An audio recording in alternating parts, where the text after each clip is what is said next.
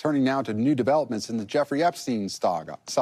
As pressure to release the government's case files continues to grow, despite the president's claim that the issue is a Democratic Party hoax.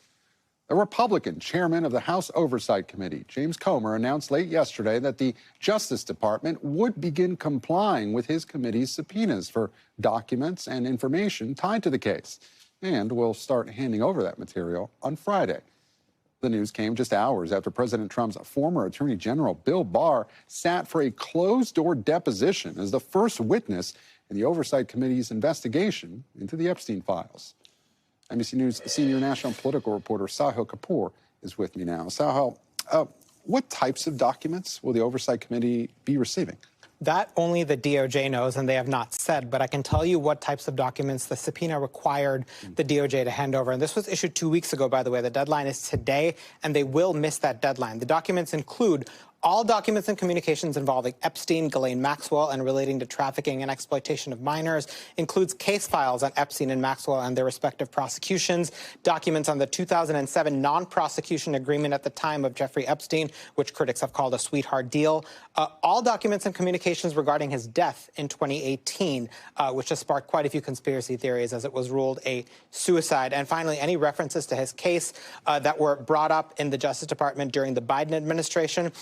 These documents are required to be handed over full and unredacted with two exceptions. They're allowed to redact personally identifying information of victims, and they're allowed to remove or redact any sex abuse material. Now, Comer yesterday defended the move by the DOJ to take a few extra days, to start handing over the documents, saying that the DOJ needs more time to redact that very information. And he argued that the administration is committed to transparency. The ranking Democrat on this committee, Robert Garcia, not so convinced, says the documents are due today. And he said any delay would show that the so-called Trump-Epstein cover-up continues, end quote. So, wait, if this does begin on Friday, how long will the process take?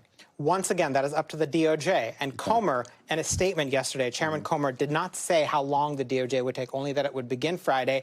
And the DOJ has yet to definitively say that it will hand over all the documents required. So there are a lot of open questions still. Now, we mentioned that Bill Barr did sit for a closed-door deposition yesterday.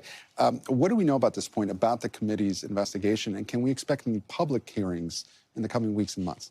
Yeah, this was the first of many depositions that Chairman Comer had demanded in his subpoena. William Barr, of course, the former Attorney General, was in that room for several hours. He didn't speak after the fact, so there's still a lot of, a lot that's unclear about what specifically he said. Chairman Comer did say after that deposition that Barr told the committee he never saw anything that implicates Trump in this. Keep in mind, of course, Comer, a Kentucky Republican, a firm Trump ally, was sort of forced into issuing this subpoena by Democrats on the committee, who teamed up with a couple of Republicans and voted for the chairman to have to authorize this. Again, the Democratic ranking member, Robert Garcia, disputing what Comer said there, saying that Barr did not clear Trump of wrongdoing. He called on Comer to release the full transcript of the Barr deposition, which the Republicans can do. And so, before I let you go, any update on some of the other targets of the Oversight Committee's subpoenas related to Epstein? Well, we know the next ones coming up are Alberto Gonzalez on August 26th, Jeff Sessions on August 28th. Everything else comes